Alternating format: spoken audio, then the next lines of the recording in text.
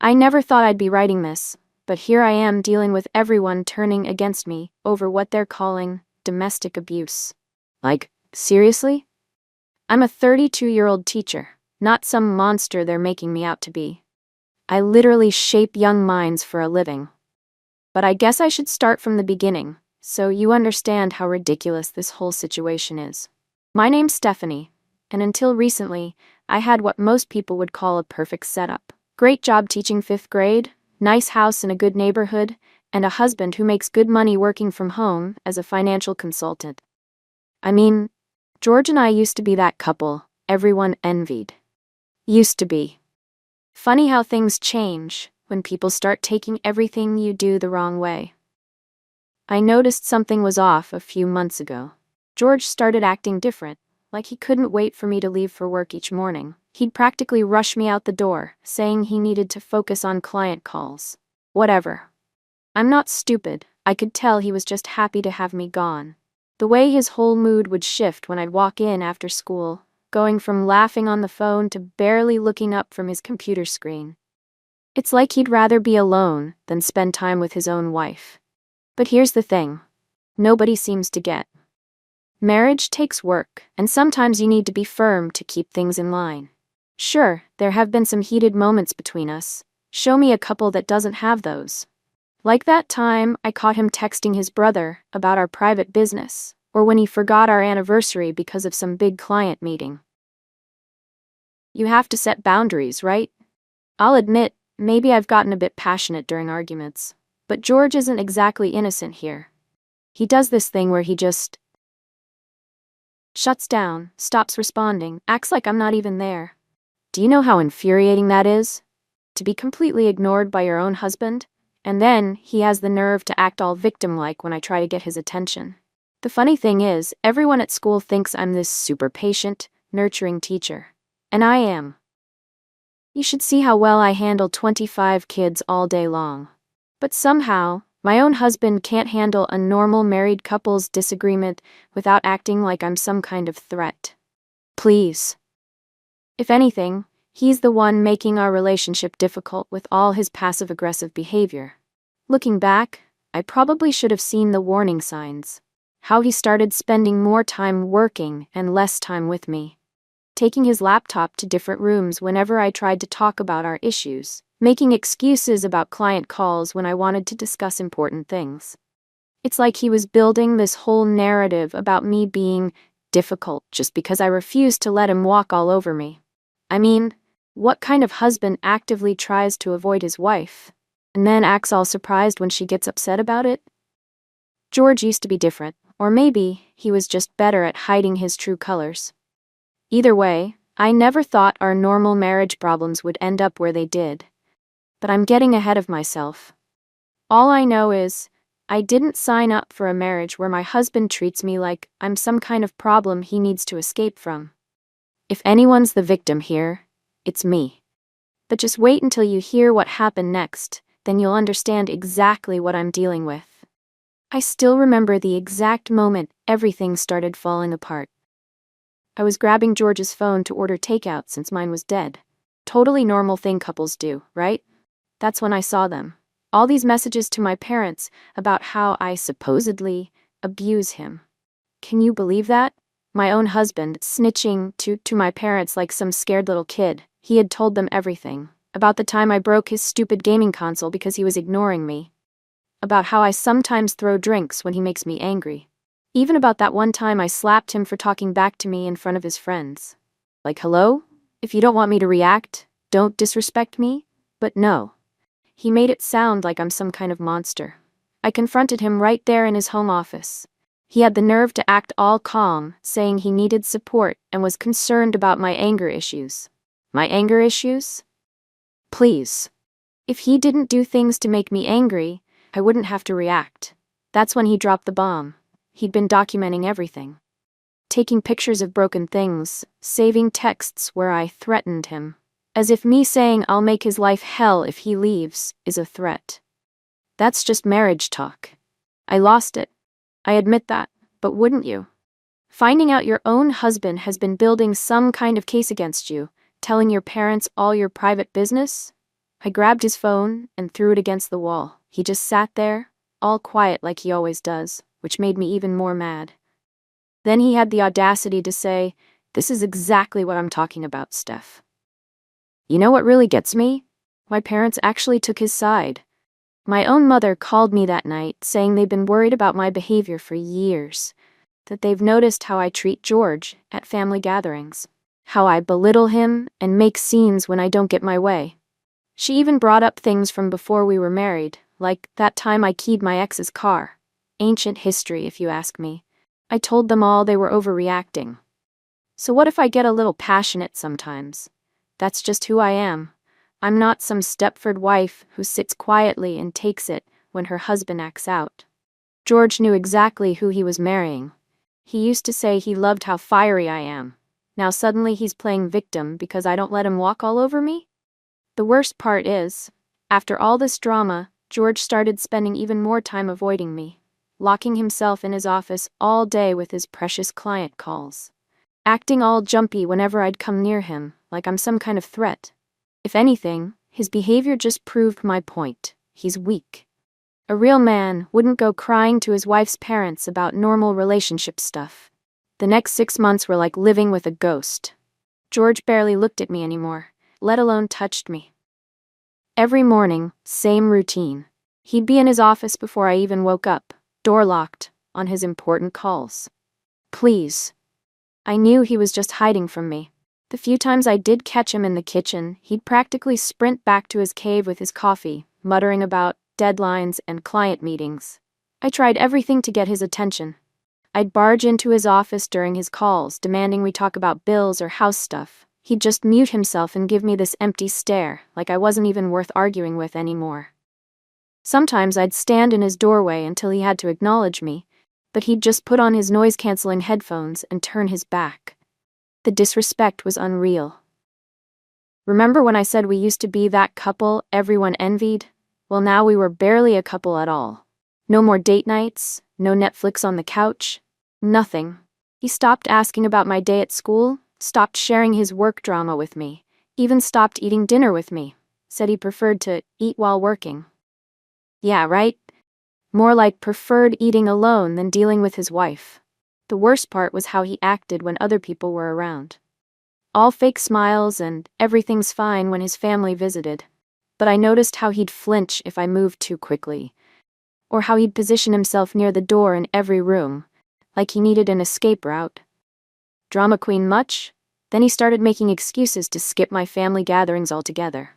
Claimed he had too much work or wasn't feeling well. Made me look bad in front of everyone. I'll admit things got heated sometimes, like when I found out he'd opened his own bank account without telling me, or when I discovered he was saving texts from our arguments in some folder called documentation. Who does that? When I confronted him about it, he just sat there with that annoying, calm voice saying stuff like, "I need to protect myself, and this isn't healthy anymore." As if he's some kind of relationship expert. You want to know what's really rich? He started going to therapy behind my back. Therapy. Like I'm some kind of problem he needs professional help dealing with.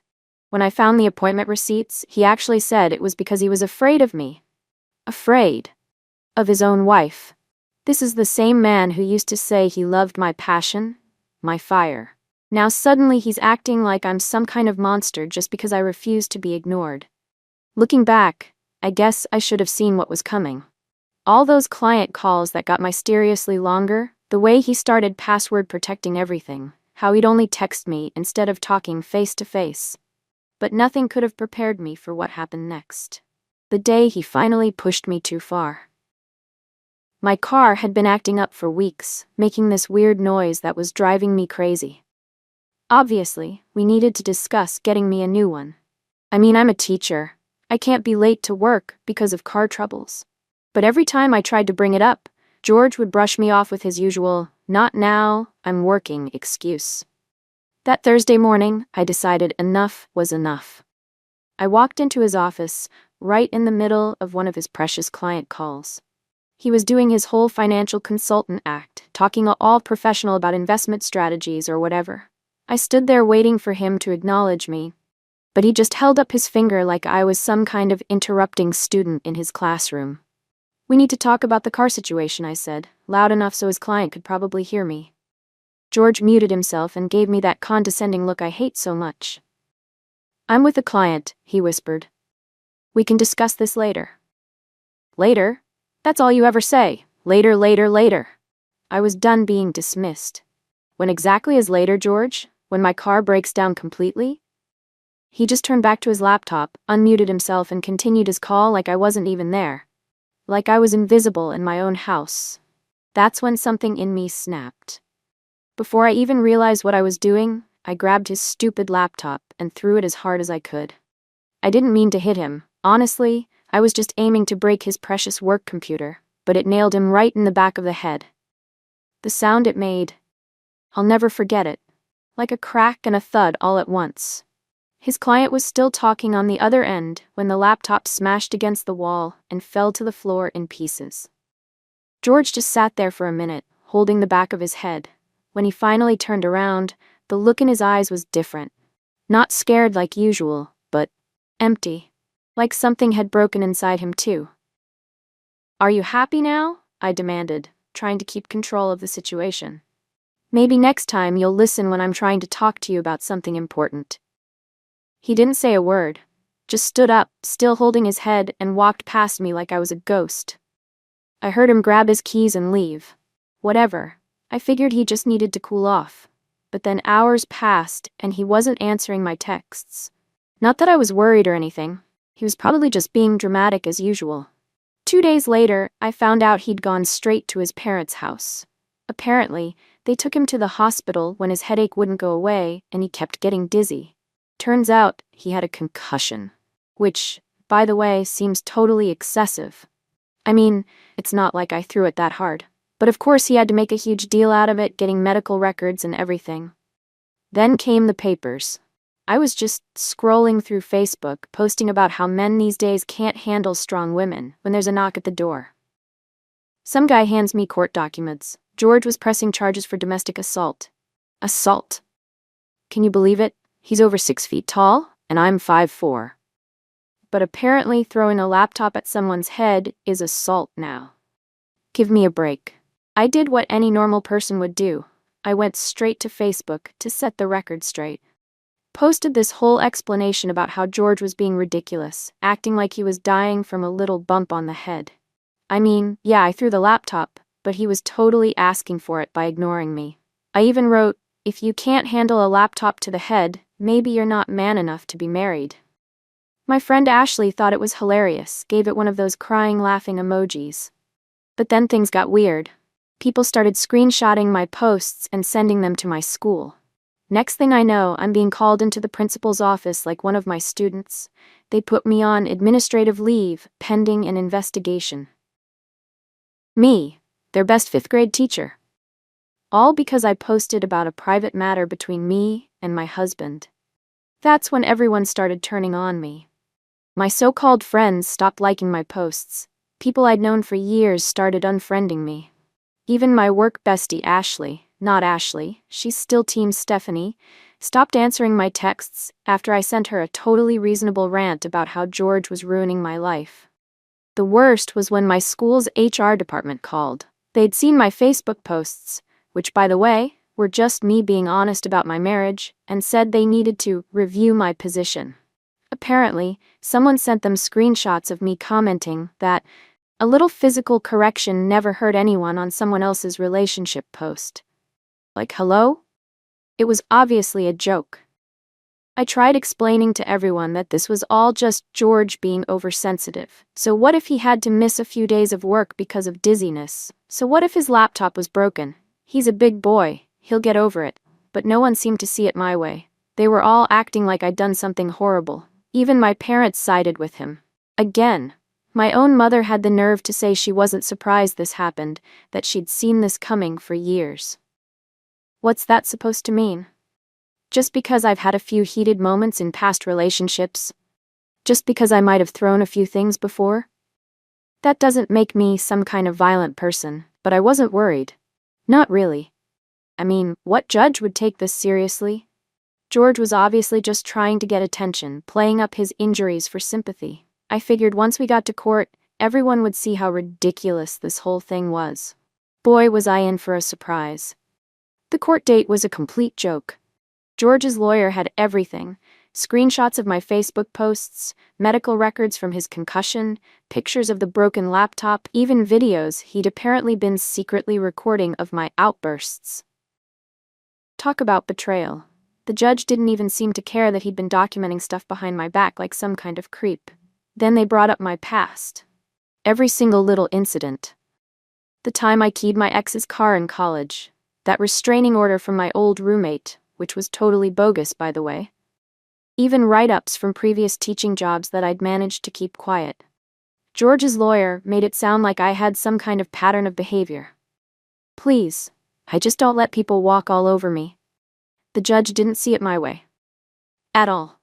1 year, suspended jail sentence, which means I'm one tiny mistake away from actual prison.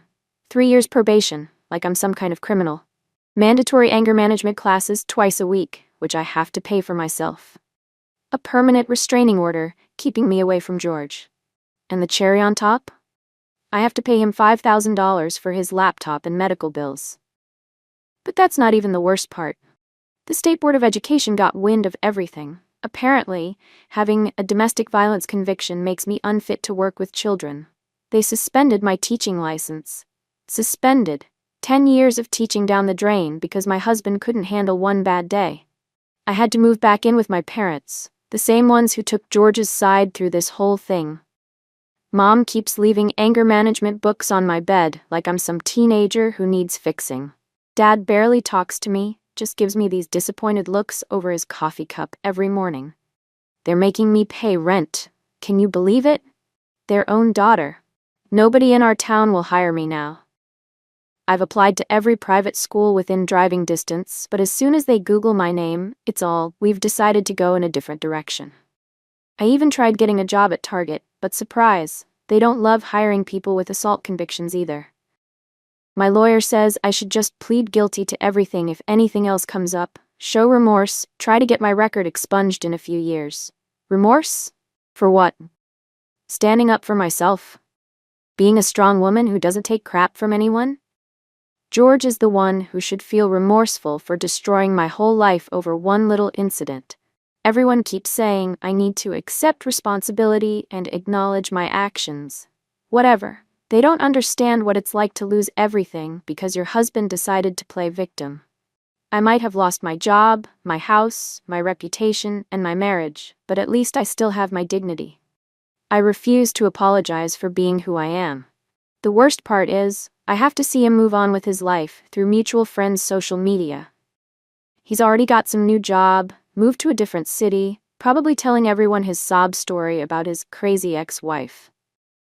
Meanwhile, I'm stuck here, living with my parents, trying to figure out how to rebuild my life with a criminal record. But you know what? None of this is my fault. If George had just listened to me about the car that day, if he hadn't been so obsessed with his stupid work calls, if he hadn't gone crying to everyone about our private business, none of this would have happened. I'm the real victim here, even if nobody else sees it that way.